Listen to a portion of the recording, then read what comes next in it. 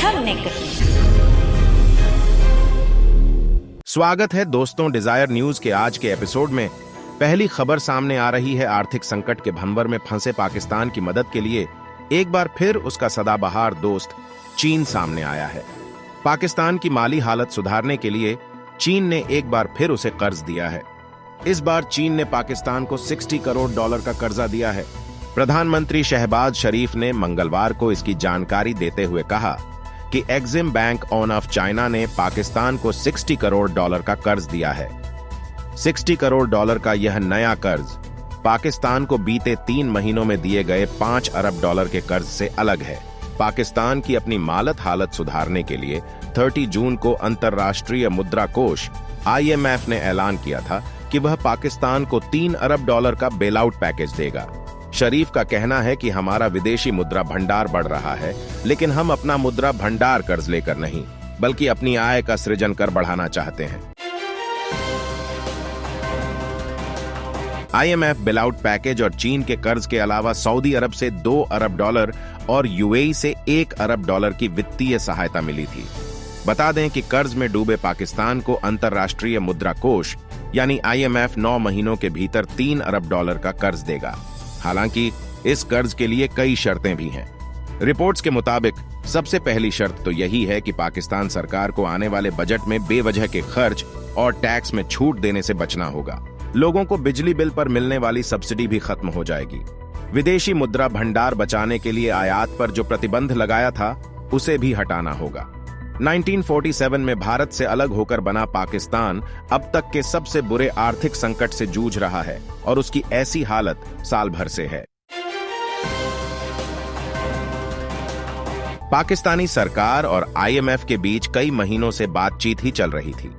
IMF ने पाकिस्तानी सरकार के सामने कई शर्तें रखी थीं, लेकिन वो मान ही नहीं रहा था।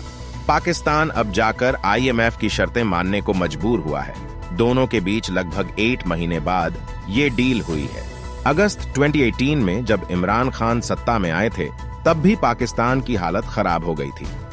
इस वजह से उनकी सरकार ने IMF के साथ $6.5 अरब के कर्ज का समझौता किया था।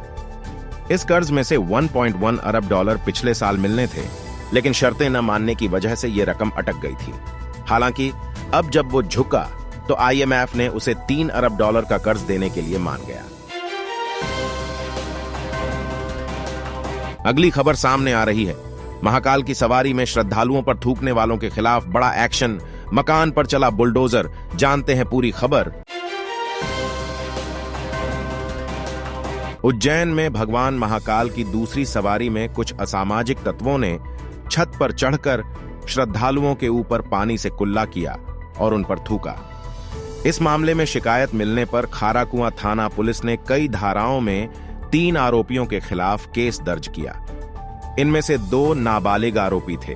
वहीं उज्जैन प्रशासन ने एक्शन लेते हुए बालिग आरोपी के घर पर बुलडोजर चला दिया। अतिरिक्त पुलिस अधीक्षक आकाश भूरिया ने बताया कि महाकाल की सवारी में शामिल श्रद्धालुओं ने थाना खाराकुआं में शिकायत दर्ज कराई थी कि अदनान और उसके 2 साथियों ने ऊपरी मंजिल से श्रद्धालुओं पर कुल्ला किया और थूका। इस मामले में शिकायत मिलने पर कई धाराओं में मुकदमा दर्ज करते हुए तीनों आरोपियों को हिरासत में ले लिया। 2 आरोपियों को बाल संप्रेक्षण गृह भेज दिया गया है, जबकि 1 आरोपी को जेल दाखिल कर दिया गया। उन्होंने बताया कि आरोपी अदनान के 3 मंजिला मकान पर बुलडोजर चला दिया गया है। पुलिस अधीक्षक ने बताया कि आरोपी का मकान अवैध रूप से बनाया गया था। अगली खबर सामने आ रही है। उत्तराखंड के चमोली में नमामि गंगे प्रोजेक्ट के तहत सीवर प्लांट में करंट उतरने से कई लोगों की मौत हो गई है। जानते हैं पूरी खबर। उत्तराखंड के चमोली जिले में बुधवार को बड़ा हादसा हो गया है। यहां अलकनंदा नदी के पास एक ट्रांसफर फटने से सीवर प्लांट में करंट उतर आया, जिसमें 15 मजदूरों की मौत हो गई है। वहीं 7 से ज्यादा घायल बताए जा रहे हैं। हालात को देखते हुए कहा जा रहा है कि मृतकों की संख्या बढ़ भी सकती है। फिलहाल 2 गंभीर घायलों को हेलीकॉप्टर से एम्स ऋषिकेश जॉली ग्रांट लाया जा रहा है। उधर मुख्यमंत्री पुष्कर सिंह धामी ने पूरे मामले की न्यायिक जांच के आदेश दे दिए हैं। सीएम धामी ने कहा है कि कि इस हादसे में जो भी दोषी है उसके खिलाफ सख्त कार्रवाई की जाएगी। घायलों की पूरी सहायता की जाएगी। खुद मुख्यमंत्री पुष्कर सिंह धामी भी चमोली के लिए रवाना हो गए हैं। मुख्यमंत्री धामी ने चमोली घटना में मृतकों के आश्रितों को 5 लाख रुपए और घायलों को 1 लाख रुपए की राहत राशि अविलंब प्रदान करने के निर्देश दिए हैं। उधर केंद्रीय गृह मंत्री अमित शाह ने फोन कर मुख्यमंत्री पुष्कर सिंह धामी से चमोली की घटना के संबंध में जानकारी ली। मुख्यमंत्री ने स्थिति की जानकारी देते हुए बताया कि मजिस्ट्रियल जांच के आदेश दे दिए गए हैं। अगली खबर सामने आ रही है। कर्नाटक विधानसभा अध्यक्ष यूटी खादर ने बुधवार को विधानसभा हॉल के अंदर हंगामा करने के आरोप में बीजेपी के 10 विधायकों को निलंबित कर दिया। जानते हैं पूरी खबर।